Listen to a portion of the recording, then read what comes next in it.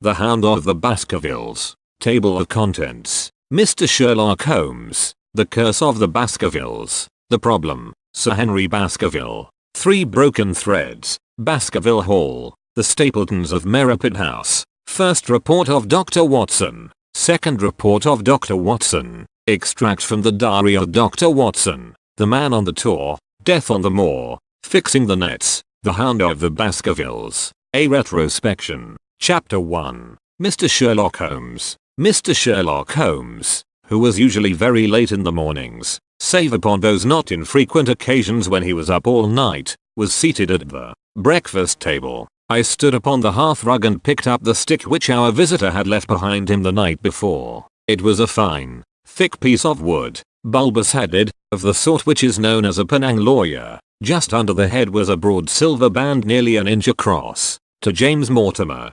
MRCS, from his friends of the CCH, was engraved upon it, with the date 1884. It was just such a stick as the old-fashioned family practitioner used to carry, dignified, solid, and reassuring. "Well, Watson, what do you make of it?" Holmes was sitting with his back to me, and I had given him no sign of my occupation. "How did you know what I was doing? I believe you have eyes in the back of your head." "I have, at least, a well-polished, silver-plated coffee pot in front of me," said he. "But, tell me, Watson, what do you make of our visitor's stick? Since we have been so unfortunate as to miss him and have no notion of his errand, this accidental souvenir becomes of importance. Let me hear you reconstruct the man by an examination of it." "I think," said I, following as far as I could the methods of my companion, "that Dr. Mortimer is a successful, elderly medical man, well esteemed since those who know him give him this mark of their appreciation."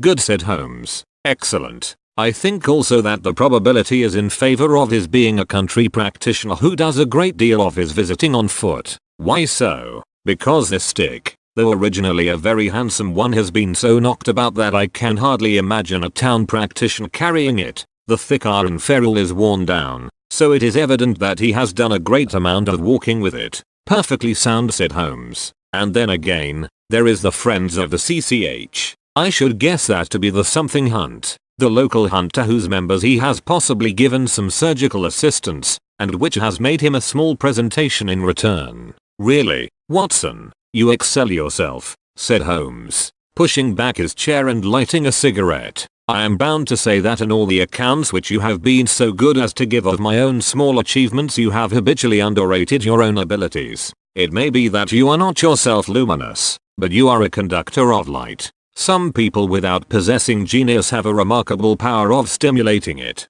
I confess, my dear fellow, that I am very much in your debt." He had never said as much before, and I must admit that his words gave me keen pleasure, for I had often been piqued by his indifference to my admiration and to the attempts which I had made to give publicity to his methods. I was proud, too, to think that I had so far mastered his system as to apply it in a way which earned his approval. He now took the stick from my hands and examined it for a few minutes with his naked eyes. Then with an expression of interest he laid down his cigarette, and carrying the cane to the window, he looked over it again with a convex lens. "Interesting, though elementary," said he as he returned to his favorite corner of the settee. "There are certainly 1 or 2 indications upon the stick. It gives us the basis for several deductions." "Has anything escaped me?" I asked with some self-importance. "I trust that there is nothing of consequence which I have overlooked." "I am afraid, my dear Watson, that most of your conclusions were erroneous. When I said that you stimulated me, I meant,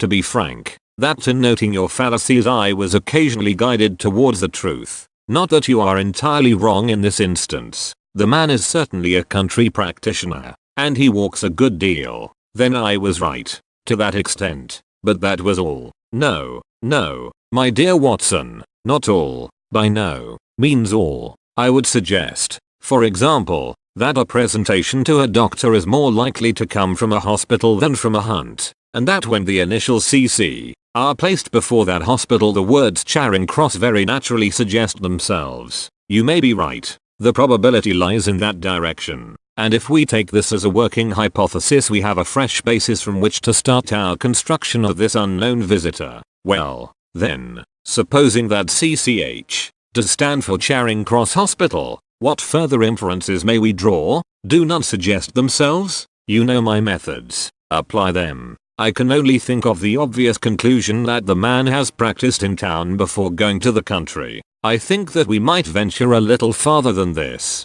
Look at it in this light. On what occasion would it be most probable that such a presentation would be made? When would his friends unite to give him a pledge of their goodwill? Obviously at the moment when Dr. Mortimer withdrew from the service of the hospital in order to start in practice for himself. We know there has been a presentation. We believe there has been a change from a town hospital to a country practice. Is it, then, stretching our inference too far to say that the presentation was on the occasion of the change? It certainly seems probable. Now, you will observe that he could not have been on the staff of the hospital, since only a man well established in a London practice could hold such a position, and such a one would not drift into the country. What was he, then? If he was in the hospital and yet not on the staff, he could only have been a house surgeon or a house physician, little more than a senior student, and he left 5 years ago. The date is on the stick. So your grave, middle-aged family practitioner vanishes into thin air, my dear Watson,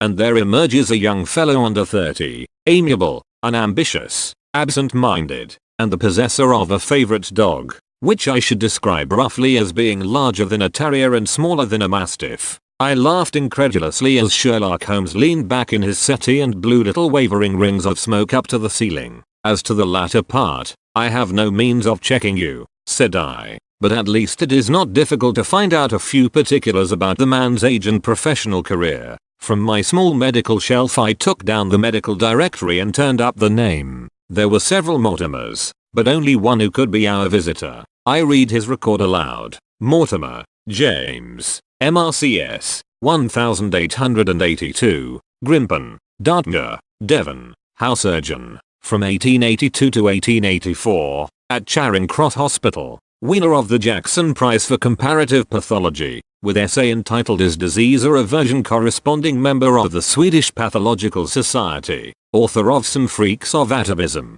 Lancet 1882. Do we progress? Journal of Psychology, March, 1883. Medical officer for the parishes of Grimpen, Thorsley, and High Barrow. No mention of that local hunt, Watson, said Holmes with a mischievous smile, but a country doctor, as you very astutely observed. I think that I am fairly justified in my inferences. As to the adjectives, I said, if I remember right, amiable, unambitious, and absent-minded. It is my experience that it is only an amiable man in this world who receives testimonials, only an unambitious one who abandons a London career for the country, and only an absent-minded one who leaves his stick and not his visiting card after waiting an hour in your room. And the dog has been in the habit of carrying this stick behind his master. Being a heavy stick, the dog has held it tightly by the middle, and the marks of his teeth are very plainly visible. The dog's jaw, as shown in the space between these marks, is too broad in my opinion for a terrier and not broad enough for a mastiff. It may have been, yes, by Jove, it is a curly-haired spaniel. He had risen and paced the room as he spoke. Now he halted in the recess of the window. There was such a ring of conviction in his voice that I glanced up in surprise. My dear fellow, how can you possibly be so sure of that? For the very simple reason that I see the dog himself on our very doorstep, and there is the ring of its owner. Don't move, I beg you, Watson. He is a professional brother of yours, and your presence may be of assistance to me. Now is the dramatic moment of fate, Watson, when you hear a step upon the stair which is walking into your life, and you know not whether for good or ill. What does Dr. James Mortimer, the man of science, ask of Sherlock Holmes, the specialist in crime? Come in. The appearance of our visitor was a surprise to me, since I had expected a typical country practitioner. He was a very tall, thin man, with a long nose like a beak, which jutted out between two keen, grey eyes, set closely together and sparkling brightly from behind a pair of gold-rimmed glasses. He was clad in a professional but rather slovenly fashion, for his frock coat was dingy and his trousers frayed. Though young, his long back was already bowed, and he walked with a forward thrust of his head and a general air of peering benevolence. As he entered, his eyes fell upon the stick in Holmes's hand, and he ran towards it with an exclamation of joy. I am so very glad, said he. I was not sure whether I had left it here or in the shipping office. I would not lose that stick for the world. A presentation. I see, said Holmes. Yes, sir. From Charing Cross Hospital? From one or two friends there on the occasion of my marriage. Dear, that's bad, said Holmes, shaking his head. Dr. Mortimer blinked through his glasses in mild astonishment. Why was it bad? Only that you have disarranged our little deductions. Your marriage, you say? Yes, sir. I married, and so left the hospital, and with it all hopes of a consulting practice. It was necessary to make a home of my own. Come, we are not so far wrong, after all, said Holmes. And now, Dr. James Mortimer, Mr. Sir, Mr. A humble MRCS, and a man of precise mind, evidently, a dabbler in science, Mr. Holmes, a picker-up of shells on the shores of the great unknown ocean. I presume that it is Mr. Sherlock Holmes whom I am addressing and not. No, this is my friend Dr. Watson. Glad to meet you, sir. I have heard your name mentioned in connection with that of your friend. You interest me very much, Mr. Holmes. I had hardly expected so dolichocephalic a skull or such well-marked supraorbital development. Would you have any objection to my running my finger along your parietal fissure? A cast of your skull, sir, until the original is available, would be an ornament to any anthropological museum. It is not my intention to be fulsome, but I confess that I covet your skull. Sherlock Holmes waved our strange visitor into a chair. You are an enthusiast in your line of thought, I perceive, sir, as I am in mine, said he. I observe from your forefinger that you make your own cigarettes. Have no hesitation in lighting one. The man drew out paper and tobacco and twirled the one up in the other with surprising dexterity. He had long, quivering fingers as agile and restless as the antennae of an insect. Holmes was silent, but his little darting glances showed me the interest which he took in our curious companion. I presume, sir, said he at last, that it was not merely for the purpose of examining my skull that you have done me the honor to call here last night and again today? No, sir, no, though I am happy to have had the opportunity of doing that as well. I came to you, Mr. Holmes, because I recognize that I am myself an unpractical man, and because I am suddenly confronted with a most serious and extraordinary problem.